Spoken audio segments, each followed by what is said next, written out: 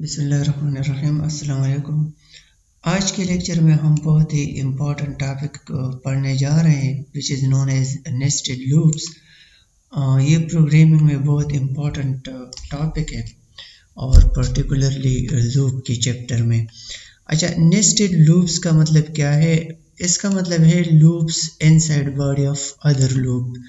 जब हम एक लूप के अंदर, मतलब ये लूप है फॉर लूप, तो इसके बॉडी के अंदर अगर हम कोई दूसरा लूप यूज़ करें तो इसको हम कहते हैं नेस्टेड लूप। जिस तरह हमने नेस्टेड इफ एल्स स्टेटमेंट्स को पढ़ा था कि एक कंडीशन के अंदर हमने दूसरा कंडीशन यूज़ किया था, तो इसी तरह हम लूप्स को भी एक लूप को हम दूसरे लूप की बॉडी के अंदर यूज़ कर सकते हैं।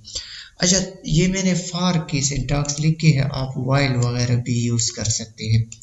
अच्छा, ये देखिए, ये जो बाहर वाला लूप है इसको हम एक्सटर्नल लूप कह सकते हैं। फॉर एग्जांपल इधर मैं लिखता हूँ कि ये एक्सटर्नल लूप है, एक्सटर्नल लूप। ओके, और ये जो लूप अंदर है इसकी बॉडी के अंदर, इस लूप की बॉडी के अंदर ये लूप है, तो ये हमारा इंटरनल लूप हो गया, ये इंटरनल लूप हो गया। अच्छा, अब इसमें लॉजिक क्या है? लॉजिक इसमें यह है कि जब यहाँ पर इस लूप की बॉडी के अंदर कंट्रोल आ जाती है तो फिर ये लूप बार बार एग्जीक्यूट होता जाएगा। कब तक? जब तक इसके अंदर ये कंडीशन ट्रू हो जो हमने दिया हो।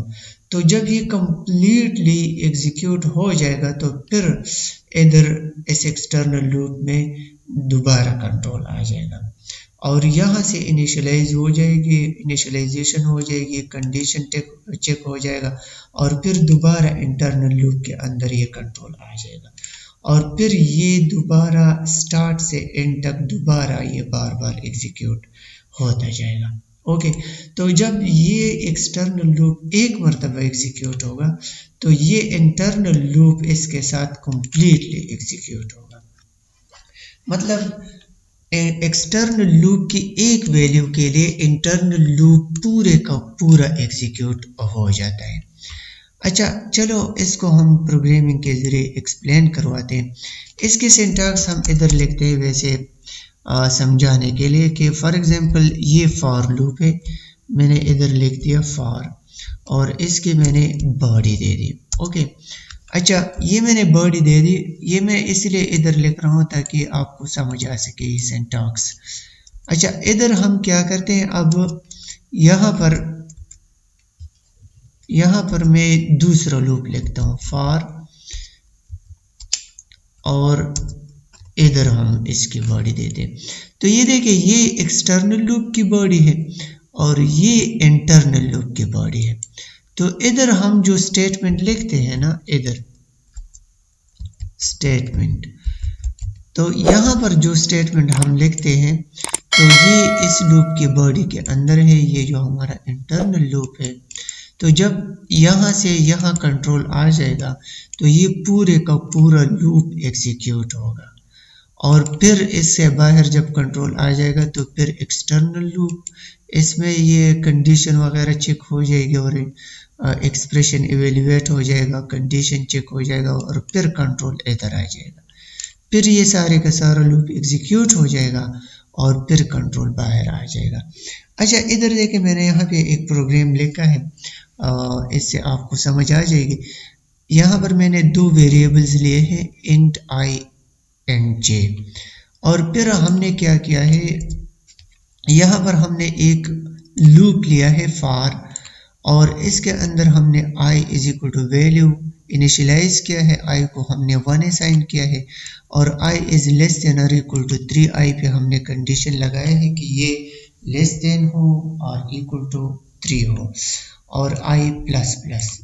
ओके, और फिर इसके अंदर हमने ये लूप यूज़ किया है for j is equal to 1, j को हमने इनिशियलाइज किया है 1 से और j पे हमने कंडीशन लगाया है j इज लेस देन और इक्वल टू i। ये देखिए, हमने i लिखा है, मतलब ये वाला i। ओके, तो फिर जे को हमने इंक्रीमेंट किया है और इसके अंदर हमने एक ही स्टेटमेंट लिखा है।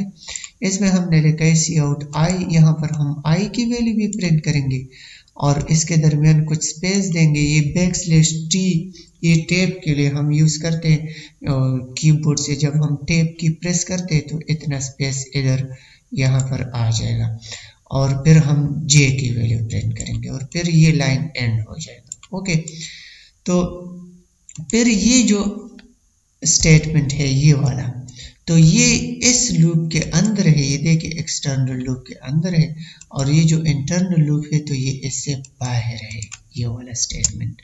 तो ये इस के जरिए हमने जस्ट एक लाइन एंड की है। ओके, अच्छा, अब इसकी एग्जीक्यूशन को आप देखें। जब ये हम इनिशियलाइज करेंगे तो ये कंट्रोल इधर आ जाएगा और ये लूप पूरे का पूरा एग्जीक्यूट हो जाएगा।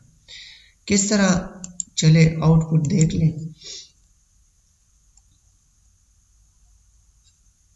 अब आप देखें, ये आउटपुट भी देखें और इधर ये लूप्स के सिंटैक्स को भी देख लें। ये देखिए, पहले इसने 1 1 प्रिंट किया है। 1 1 कहाँ से प्रिंट किया है? यहाँ से, मतलब आई भी 1 है और यहाँ पर हमने लिखा है कि j इज लेस देन और इक्वल टू i। तो चूंकि i 1 है तो ये बस एक ही मरतबा एग्जीक्यूट हो गया और i और j दोनों की वैल्यू 1 1 थी, तो यहाँ पर 1 1 आ गया, ठीक है, और ये लूप ख़त्म हो गया, ये वाला, ठीक है। फिर कंट्रोल चला गया इधर इस एक्सटर्नल लूप के अंदर, तो यहाँ पर i इंक्रीमेंट हो गया, i 2 बन गया। तो 2 इज लेस देन और इक्वल टू 3, तो ये ट्रू है। अब यहाँ पे एक कंट्रोल दोबारा इस लूप के अंदर आ गया, तो j दोबारा से इनिशियलाइज हो गया, मतलब j को दोबारा हमने 1 असाइन किया है, ठीक है। ये वेरिएबल है, हम इस तरह कर सकते हैं। और यहाँ पे j इज लेस देन और इक्वल टू i, तो अब i में 2 है, तो ये लूप 2 मरतबा एग्जीक्यूट होगा। एक मरतबा j इज इक्वल टू 1 के लिए तो i 2 होगा, 2 इधर प्रिंट हो जाएगा और j 1 होगा तो 1 इधर प्रिंट हो जाएगा और फिर j 2 हो जाएगा और 2 इज लेस देन और इक्वल टू 2, तो इधर ये कंडीशन दोबारा ट्रू होगा, तो ये फिर से एग्जीक्यूट हो जाएगा, i वही 2 और j भी 2 हो गया, तो ये फिर 2 मरतबा एग्जीक्यूट हो जाएगा और फिर कंट्रोल चला जाएगा बाहर।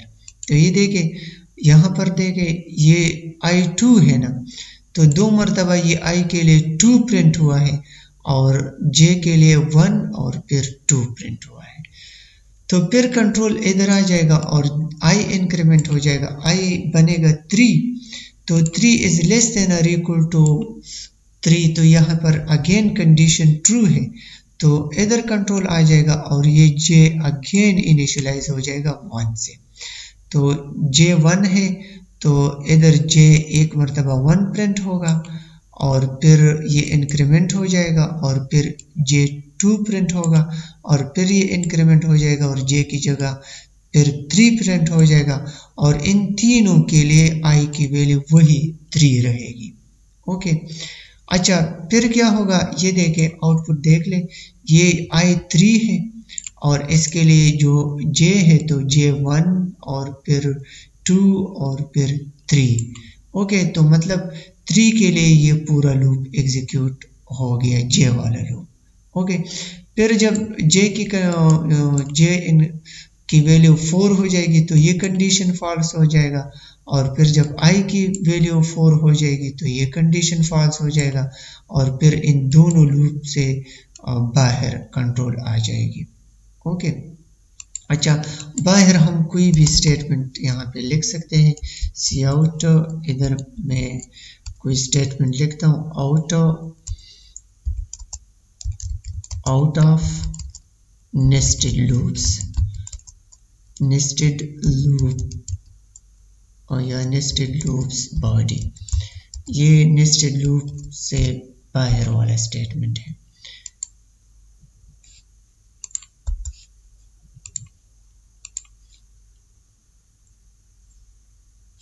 अच्छा, ये देखिए, अब ये स्टेटमेंट भी आ गया। ओके, यहाँ पर ये जो एम्प्टी लाइंस आ रहे हैं इधर और इधर वहाँ, तो ये इस की वजह से है। ये जब ये लूप कंप्लीट हो जाता है तो इधर हमने एक एम्प्टी लाइन लगाया है। अच्छा, इधर हम एक मैसेज भी लिख सकते हैं। फॉर एग्जांपल इधर मैं लिख देता हूँ ताकि आपको समझ आ जाए। इधर मैं लिख देता हूँ कि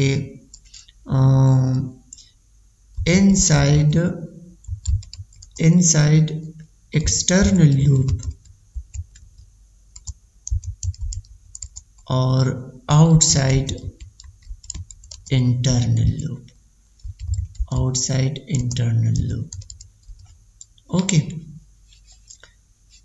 अच्छा अब आप देख ले,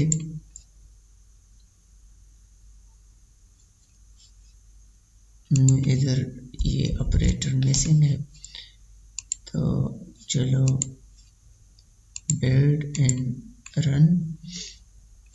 तो ये देखें इनसाइड एक्सटर्नल लूप ये इधर एग्जीक्यूट हो जाते हैं। जब ये इंटरनल लूप कंप्लीट हो जाते हैं तो ये एग्जीक्यूट हो जाते हैं, फिर ये एग्जीक्यूट हो जाते हैं और फिर ये एग्जीक्यूट हो जाते हैं। तो देखिए एक्सटर्नल लूप 3 मरतबा एग्जीक्यूट हुआ है, 3 मरतबा। ओके, और हर 3 मरतबा के लिए ये इंटरनल लूप पूरे का पूरा एग्जीक्यूट हुआ है। ये देखिए एक दफ़ा ये 1 टाइम एग्जीक्यूट हुआ है, फिर 2 टाइम्स एग्जीक्यूट हुआ है और फिर 3 टाइम्स एग्जीक्यूट हुआ है। अच्छा, हम इस तरह भी कर सकते हैं, ये अगर मैं हटाऊं और इधर मैं 3 करूं, j is less than or equal to 3, तो ये 3 मरतबा एग्जीक्यूट हो जाएगा।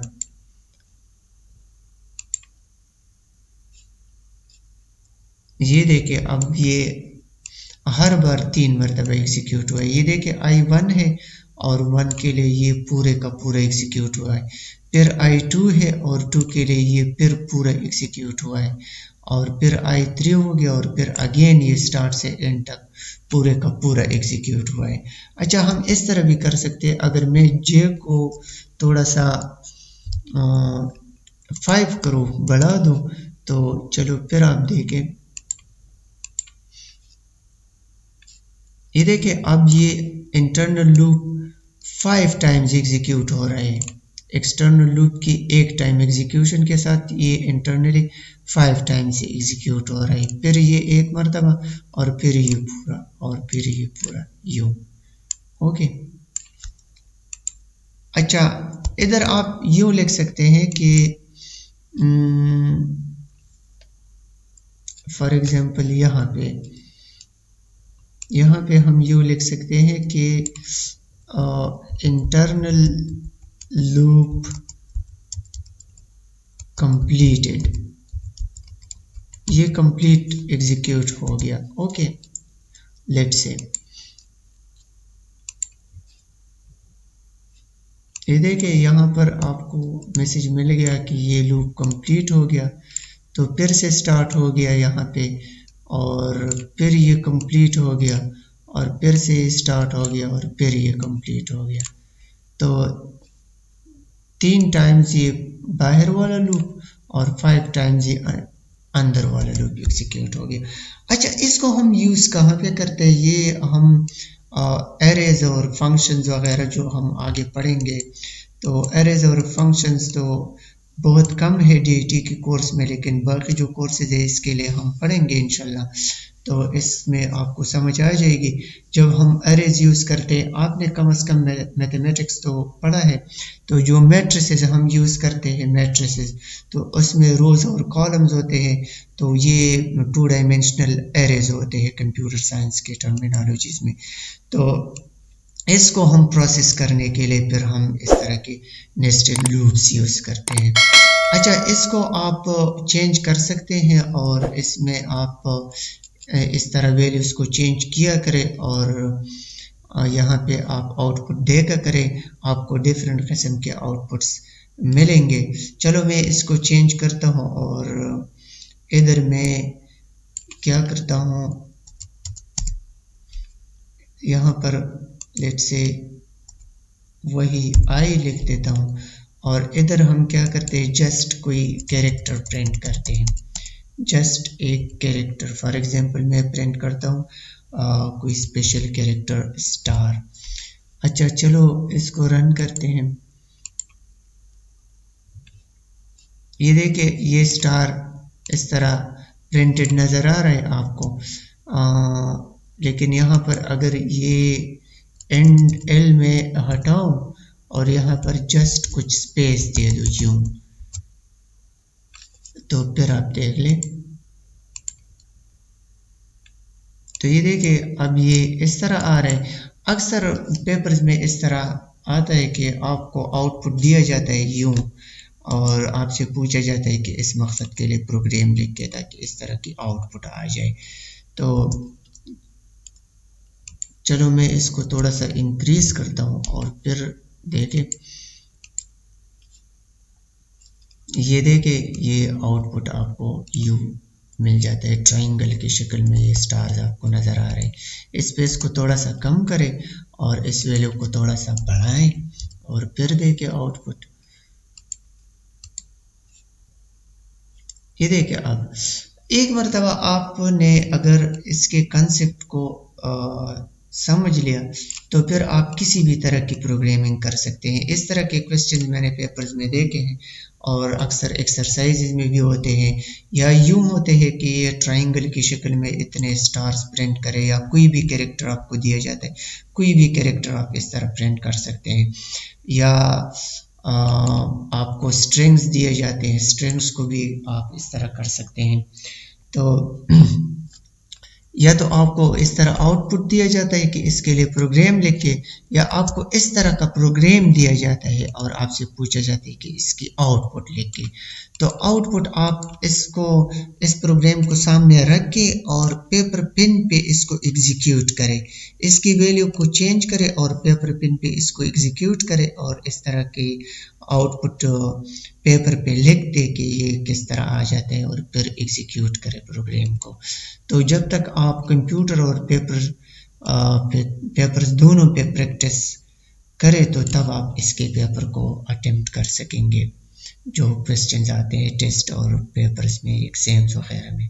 ओके अच्छा, इसकी और कम्प्लेक्सिटी में मैं नहीं जा सकता, बस यहाँ तक सफिशेंट है। ओके और ये भी थोड़ा सा एडवांस टॉपिक है और डीएटी के पेपर्स में बहुत कम आते हैं इस तरह के क्वेश्चंस, लेकिन बाकी कंप्यूटर साइंस के जो कोर्सेज होते हैं इसमें ज़्यादातर आते हैं। लेकिन चलो कोशिश करें सीखने की। और ये यहाँ तक हमारा लूप्स वाला चैप्टर कंप्लीट हो गया। लूप में आगे जो एडवांस टॉपिक्स है हम कोशिश करेंगे कि वो कवर करें, लेकिन बाद में ये जो हम बिगिनर लेवल कोर्स कंप्लीट करेंगे तो इसको हम फिर पढ़ेंगे इंशाल्लाह। ये अभी हम स्पेसिफिकली फोकस करते हैं डीईटी के कोर्स पे। तो चलो नेक्स्ट लेक्चर में कोई और चैप्टर शुरू करते हैं। मैं देखता हूँ कोई कोर्स आउटलाइंस में बाकी क्या है, इसको शुरू करेंगे। और तब तक के लिए अल्लाह हाफिज़।